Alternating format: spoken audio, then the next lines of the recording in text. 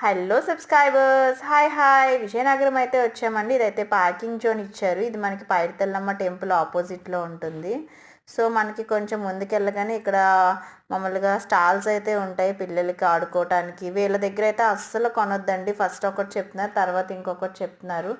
మేమైతే అలాగే మోసపోయాం. ఫస్ట్ 50 అన్నారు, సారీ 30 అన్నారు, మళ్ళీ వచ్చేసరికి 40 అన్నారు. సో ఫైనల్లీ మనమైతే విజయనగరం పైడితల్లమ్మ ఉత్సవ టెంపుల్కి అయితే వచ్చేసామండి. సో ఉత్సవాలు జరిగేటప్పుడు పైడితల్లి అమ్మవారు అయితే ఇక్కడికి వస్తారంట. ఇది ఏమొచ్చి మనకి పైడితల్లమ్మ యొక్క జీవిత చరిత్ర ఫొటోస్ రూపంలోని ఇలా గుడి చుట్టూ పెట్టారండి. అమ్మవారు ఎలా పుట్టారు ఏంటి, ఎవరు అతని అప్పలనాయుడు కల్లోకి వచ్చి ఏం చెప్పారు, ఎక్కడ దొరుకుతానని చెప్పారు, అవన్నీ ఇక్కడైతే చెప్పారు. సో ఈ అమ్మవారి ప్రతిమ తేవడానికైతే చాలా పెద్ద పెద్ద గజెతిగాలను కూడా రప్పించారు. బట్ కుదరలేదు. ఆ వంశస్థులు తీయాలన్న పట్టింపు. చూసారు కదండి,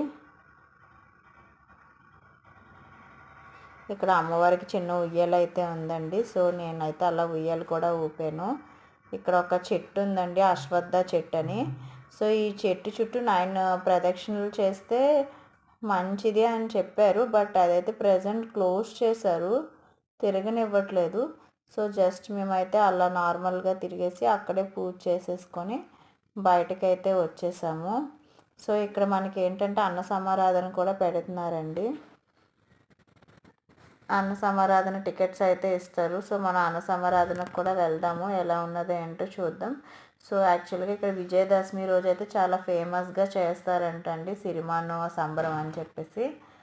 సో మనం ఇప్పుడు ఫుడ్ సెక్షన్కి అయితే వెళ్తున్నాము. చూద్దాం ఇక్కడ అన్న సమారాధన ఎలా పెడతారో ఏంటో. ఫైనల్గా అయితే ఇదిగోండి, మా బేబీ చైత్ర తెగ ఊపేస్తుంది ఉయ్యాల.